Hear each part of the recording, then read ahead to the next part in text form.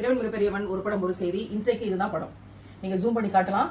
ரொம்ப அருமையா வரைஞ்சிருக்காங்க நம்மளோட ஆர்டிஸ்ட். மாஷா அல்லாஹ். எவ்வளவு அருமையாக நுணுக்கமான விஷயங்களை இறைவன் வச்சிருக்கான் பாருங்களேன். இந்த ஒவ்வொரு கணுன்னு சொல்லுவாங்க. இந்த ஒவ்வொரு கணுவுக்கும் பதில் இருக்கு. இந்த ஒவ்வொரு விஷயத்துக்குள்ளயும் லட்சக்கணக்கான கோடிக்கணக்கான விஷயங்களை இறைவன் உருவாக்கி இருக்கிறான். சோ இங்க சுருண்டு கிடைக்க இதுக்குள்ள நீங்க வேல்யூவே சொல்ல முடியாது. அவ்வளவு விஷயங்களை உள்ள பதிச்சிருக்கான். இதை பார்த்து உங்களுக்கு என்ன குரான் ஆயத்து தோணுது, இறைவன் குரான்ல இதை பத்தி என்ன சொல்றான், இஸ்லாத்தோட உங்களால எப்படி இதை கனெக்ட் பண்ண முடியுது அப்படிங்கிற விஷயங்களை நீங்க பதிவு பண்ணுங்க. நேற்றுக்கு நம்ம பார்த்த விஷயம் ரோஜா. ரோஜா அப்படின்னாலே காதலோட அடையாளம், இதோட அடையாளம், அதோட அடையாளம் அப்படின்னு ரொம்ப சந்தோஷத்தினுடைய அடையாளமா பார்ப்போம். ஆனால் திருக்குரான் எச்சரிக்கை செய்கிறது. ரோஜாவின் நிறத்தில் இதை நான் மாற்றுவேன் அப்படின்னு திருக்குரான் ஒரே ஒரு பூவை பத்தி மட்டும்தான் பேசுது. அதை எச்சரிக்கையின் அடையாளமாக, பயத்தின் அடையாளமாக, அச்சமூட்டுதலின் அடையாளமாக குரான் சொல்கிறது.